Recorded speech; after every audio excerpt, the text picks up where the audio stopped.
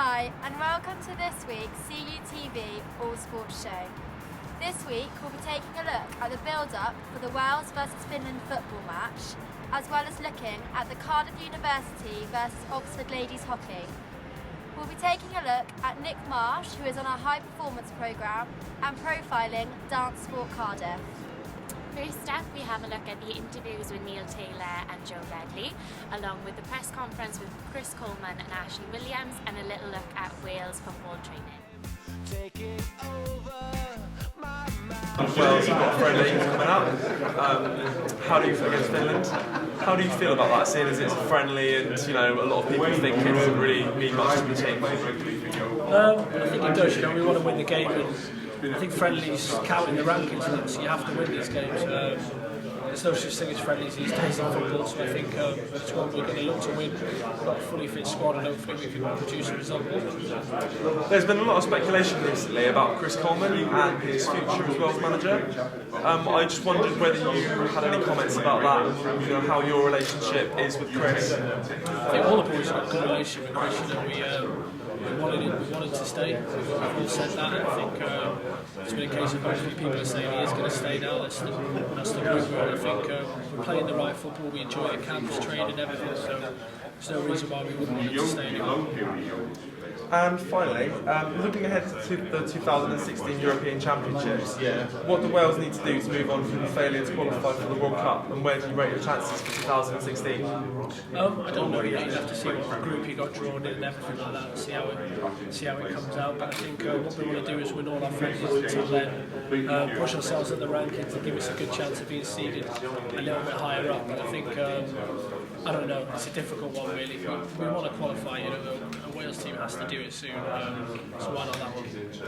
Thank you very much, Neil, for your time. Suspended after the last game with Belgium, with a great draw. Obviously, Belgium was such a come in. Yeah, we're looking forward to it. I wasn't involved in that trip, but the players done brilliantly, and fantastic result away from home against a very strong Belgium team. So hopefully we can continue to form and bring it into this game against Finland. So, how are you feeling about playing in the Cardiff City Stadium against the Millennium Stadium? Is it a sort of different atmosphere, or do you sort of feel that pride for playing for your national team? Yeah, it's obviously different, and for me I think it's better being at Cardiff City Stadium because you get a little bit more atmosphere instead of just fans scattered around the Millennium. It's a big stadium, so for me it's always good to play at either Cardiff City and Liberty and mix it up really, and hopefully get the crowds back in.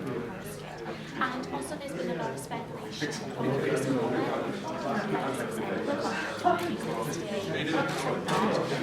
What's your relationship with Chris? Do you get on well? What's the feelings in the camp?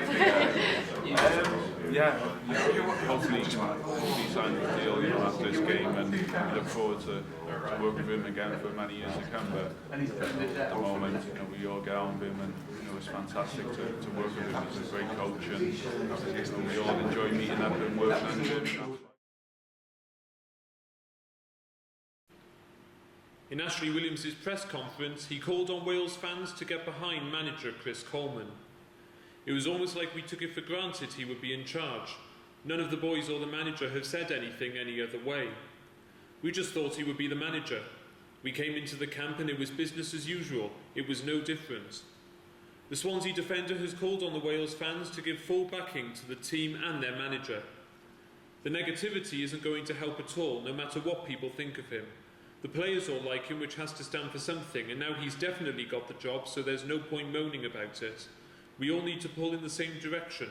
We want to qualify for the next major tournament, and that has to be our goal, and we have tunnel vision towards that.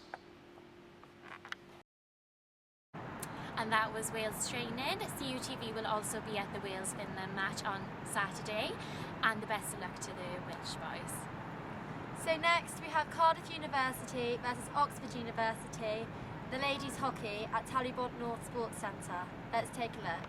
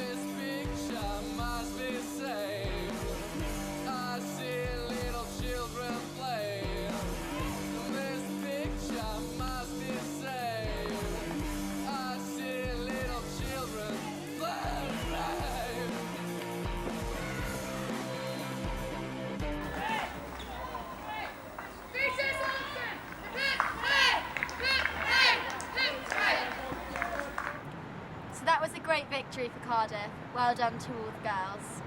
In our latest high performance programme interview, Lottie caught up with Nick Marsh, who is the aspiring Paralympian track runner.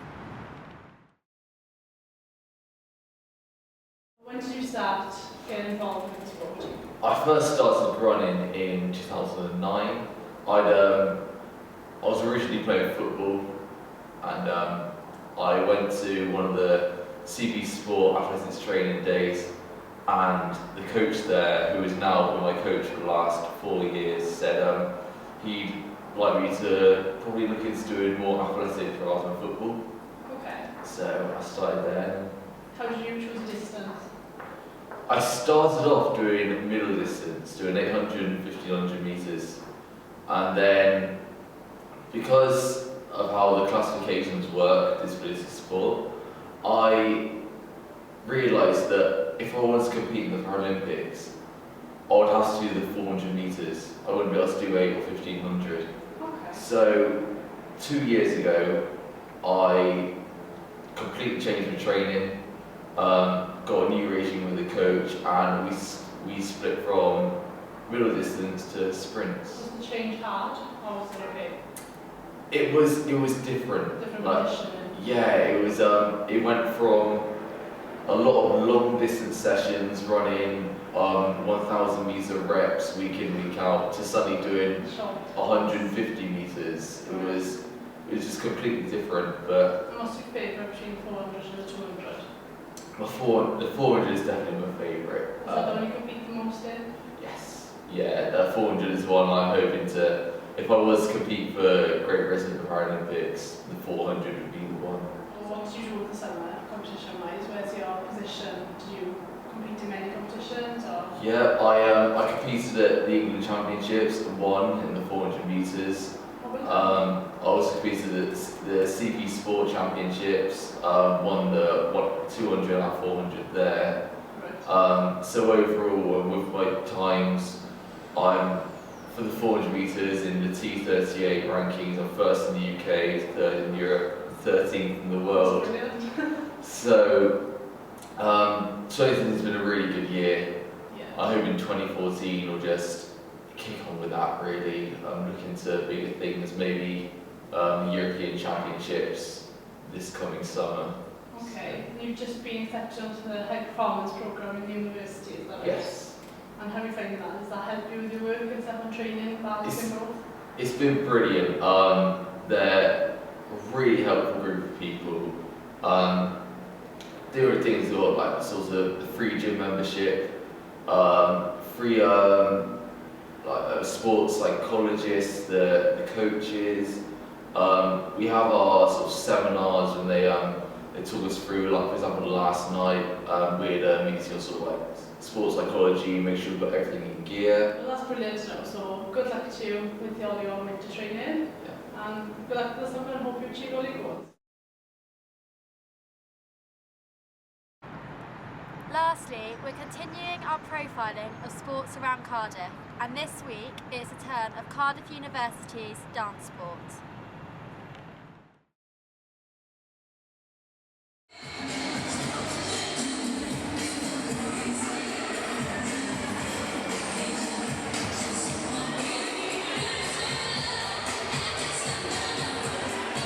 So we are here now with Team DanceSport captains Sophie and Beth. Ladies, welcome. Ladies, DanceSport, basically, what is it? What does it entail?